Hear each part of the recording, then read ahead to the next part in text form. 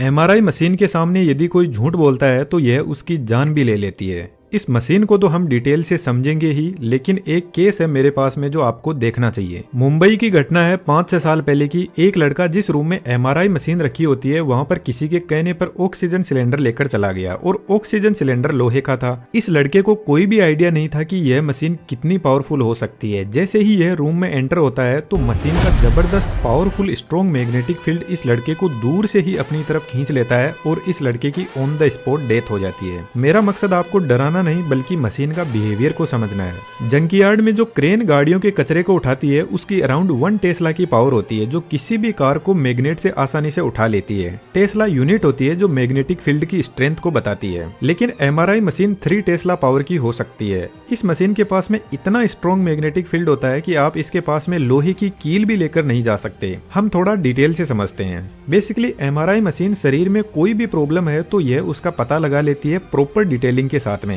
तो specially brain की scanning के लिए इसका यूज होता है। एमआरआई की फुल फॉर्म वीडियो को पूरा देखने के बाद में अपने दिमाग से कमेंट बॉक्स में आपको लिखनी है। मशीन के बीच में आपको एक बोर दिखाई दे रहा है, इसी के अंदर पेशेंट के हेड को रखा जाता है और चारों तरफ यह एक रिंग दिखाई दे रही है। इसी का पूरा खेल है।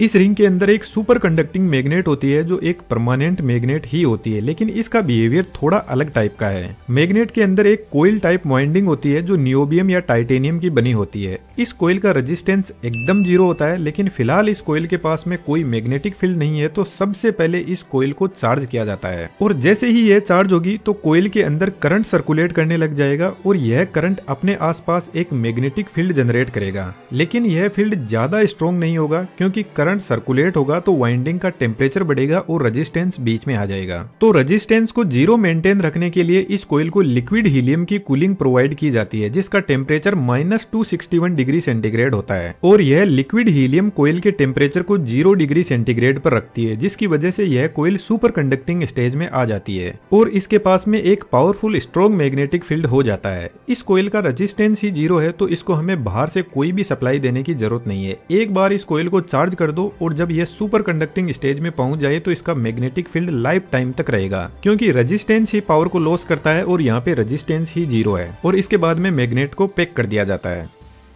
हमारी बॉडी में 60% पानी होता है और पानी में हाइड्रोजन एटम होते हैं और यदि हम जिंदा है तो इन हाइड्रोजन एटम के पास में आपको पता है कुछ ना कुछ एनर्जी भी होगी, लेकिन यह अपनी मर्जी के मालिक होते हैं और रेंडमली अपनी एनर्जी रिलीज करते रहते हैं। जब एटम स्ट्रॉन्ग मैग्नेटिक फील्ड में आएंगे तो यह मैग्नेटिक फील्ड इन सभी एटम्स को एक लाइन में सेट कर देगा और बढ़िया से अलाइन कर देगा। यह जो मैग्नेट होती है ना, इसका मैग्नेटिक फील्ड होमोजीनियस होता है, जिसका मतलब है मैग्नेट का फील्ड बॉडी के हर एक एटम पर इक्वल फोर्स लगाता है। तो अभी पूरी बॉडी के एटम्स एकदम अच्छे से मैग्नेटिक फील्ड के साथ में सेट हो गए हैं। अब आता है मशीन का दूसरा पार्ट जिसका नाम है रेडियो फ्रीक्वेंसी कोइल। जब ब्रेन की स्कैनिंग होती है तो हमारे ब्रेन के एकदम पास में कुछ इस टाइप का कंपोनेंट सेट किया जाता है जिसको रेडियो फ्रीक्वेंसी कोइल बोलते हैं। अब थोड़ा सा अपना फोकस बढ़ाएंगे। यह कोइल क्या करती है कि ब्रेन के अंदर रेडियो फ्रीक्वेंसी सिग्नल भेजती है, लेकिन लगातार नहीं भेजती है। एक बार पल्स भेजती है फिर वापस इसको बंद कर दिया जाता है।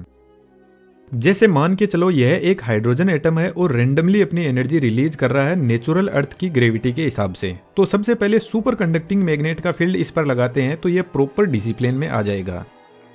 अब इस एटम पर रेडियो फ्रीक्वेंसी की पल्स डालते हैं 90 डिग्री वाली और यह पल्स क्या करेगी, इस हाइड्रोजन एटम को 90 डिग्री पर रोटेट करवा देगी और इतना होते ही रेडियो फ्रीक्वेंसी को बंद कर देते हैं। अब यह हाइड्रोजन एटम वापस जो सुपर कंडक्टिंग मैग्नेट का फील्ड है उसके साथ में अलाइन होने की कोशिश करेगा और जब यह वापस अपनी पोजीशन पर आने लगेगा तो कुछ ना कुछ एनर्जी जो रेडियो फ्रीक्वेंसी कोइल ने दी थी उसको वापस रिलीज करेगा।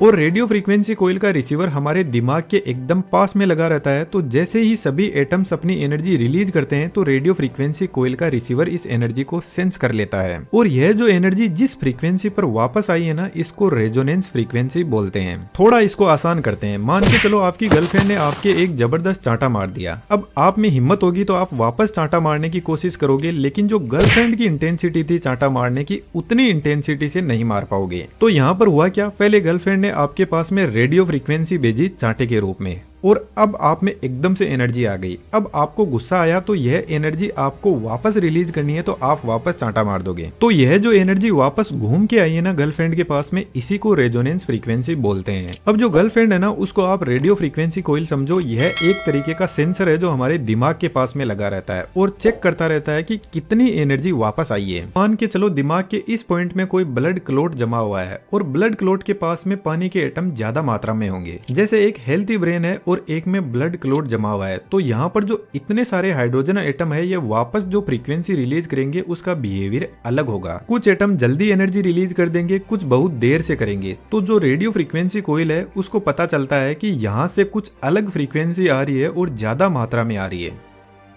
रेडियो फ्रीक्वेंसी कोइल में बेसिकली इंडक्टर और कैपेसिटर होते हैं जो वापस मिल रही फ्रीक्वेंसी से चार्ज और डिस्चार्ज होकर एक ग्राफ बनाते रहते हैं। लेकिन अभी भी डॉक्टर को यह पता नहीं चलेगा कि प्रॉब्लम है कहां पर। बस इतना पता चलता है कि एक प्रॉब्लम फाइंड आउट हुई है, क्योंकि हमें एग्जैक्ट इमेज बनानी है ताकि जिस भी पॉइंट पर प्रॉब्लम है उसको ट्रीट किया जा सके। क्योंकि अभी तक मशीन को खुद को नहीं पता है कि यह प्रॉब्लम जो फाइंड आउट हुई है यह ब्रेन के कौन से हिस्से में है, क्योंकि कोई मेजरमेंट के लिए कोई रेफरेंस तो होना ही चाहिए ना।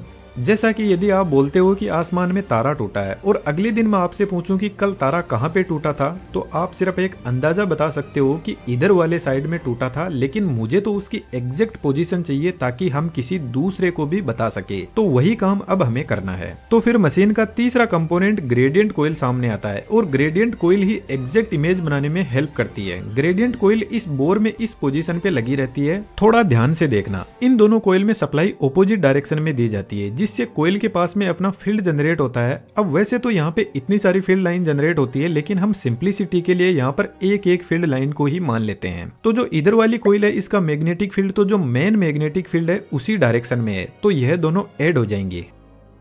लेकिन इधर वाली कोइल का फील्ड मेन फील्ड के ऑपोजिट डायरेक्शन में है। लेकिन यदि आप इन दोनों कोइल के सेंटर पॉइंट को देखते हो तो यहाँ पर दोनों मैग्नेट का फील्ड एक दूसरे के ऑपोजिट डायरेक्शन में है, तो कैंसिल होकर 0 हो जाएगा। तो हम कह सकते हैं कि सेंटर पॉइंट में जो बड़ी मैग्नेट का फील्ड है वही अवेलेबल है। यह दोनों साइड वाली कोइल का फील्ड 0 हो गया है।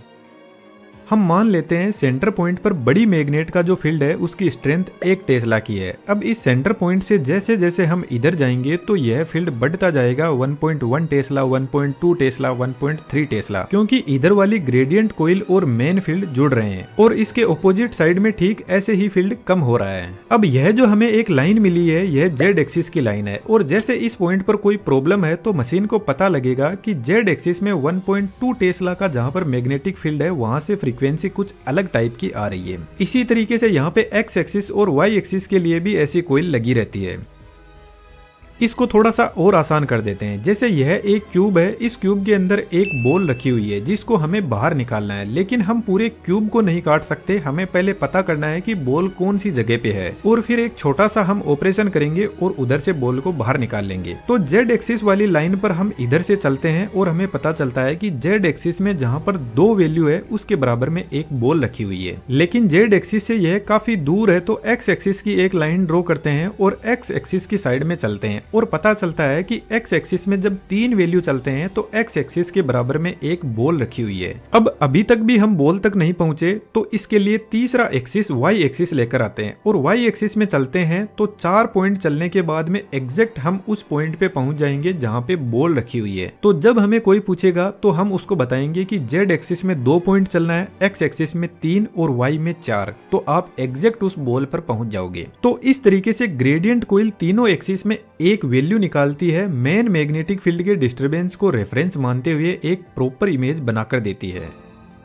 एमआरआई जब किसी पेशेंट की होती है तो 30 से 40 मिनट लग सकते हैं, क्योंकि रेडियो फ्रीक्वेंसी मल्टीपल टाइम भेजी जाती है एक एग्जैक्ट इमेज बनाने के लिए। इस मशीन के जितने एक्सरे के साइड इफेक्ट होते हैं वैसे तो इसके कोई भी साइड इफेक्ट नहीं है, लेकिन यदि आपके कोई पास्ट में सर्जरी हुई है और आपकी बॉडी में कोई लोहे का पार्ट डाल दिया है तो आपको डॉक्टर को पहले से ही बता देना है, कुछ भी नहीं छुपाना है। अदरवाइज जब मशीन के पास में जाओगे तो मशीन आपकी बॉडी को फाड़ के लोहे का टुकड़ा बाहर निकाल लेगी। तो जो आपसे डॉक्टर पूछते हैं सब कुछ सच सच बता देना है। जनरली एमआरआई बॉडी के मसल्स पार्ट में बेहतर तरीके से काम करती है, जहाँ पे वाटर कंटेंट ज्यादा अवेलेबल रहता है। हम और भी ऐसे ही बेहतरीन वीडियोस पे काम कर रहे हैं जो आपके नॉलेज को बढ़ाने में बहुत हेल्पफुल होंगे, तो आप चैनल को सब्सक्राइब कर सकते हो। वीडियो में देखा हुआ एनिमेशन यदि आपको सीखना है तो हमारे बेहतरीन 3D एनिमेशन के कोर्स को ज्वाइन कर सकते हो। हमारी तरफ से आपको फुल सपोर्ट रहेगा।